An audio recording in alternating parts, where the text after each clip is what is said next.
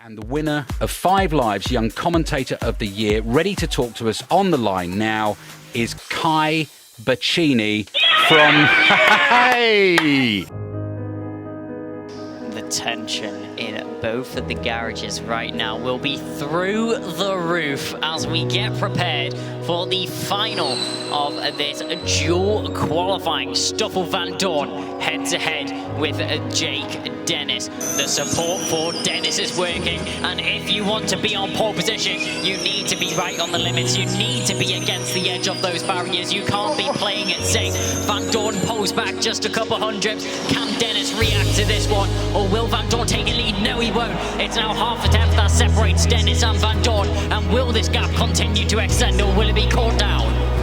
As I said, you've had a very successful start in the F1 paddock.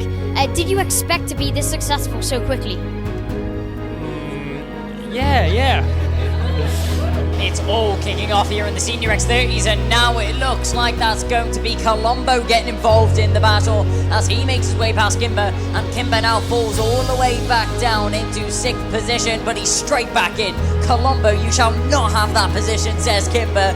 Mortaro was the one who was involved in that incident with Sam Bird there. You can see the bodywork of the Venturi getting spat up, and there's a big lock up there from Roland. You can see him putting his head down on the straight, trying to get that aerodynamical advantage over his competitors. So fast in the boot there, he's quick going into it, loses a little bit of momentum, a little bit of time on the exit. You said you're looking forward to pre-season, but what are you hoping for from it? A fast car, that's the only thing. Anybody with around 4% power right now is going to be looking comfortable for the end of the race, as on average a lap is going to take up 2.7% battery. But I'll tell you what, De Vries might be in a little bit of trouble as well, as Van Dorn, as they only have 3% power left, and they still have about 1.5 laps left, so this is going to be one that's close for call.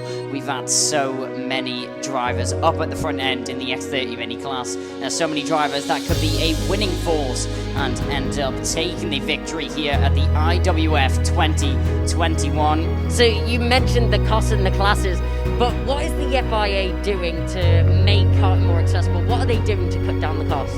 What a drive right now from Gabriel, still doing such a good job out in front of the race. It is so close up at the front, and he's doing a brilliant job to be holding on to it for now. Harry Bogoy got through for a split second, but still retaliated brilliantly to get himself back into the lead. We go into turn 2 now.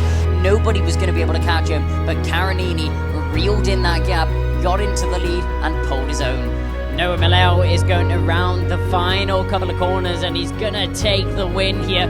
Looks behind him, but who does he see? Absolutely nobody. Camplese is so far back that Noah Millau won't even be able to see him on the circuit right now, and it's going to be an amazing finish around the final couple of corners. Noah Millau is going to bring home the KZ World Championship. If you want to get pole position anywhere, it's at your home Grand Prix.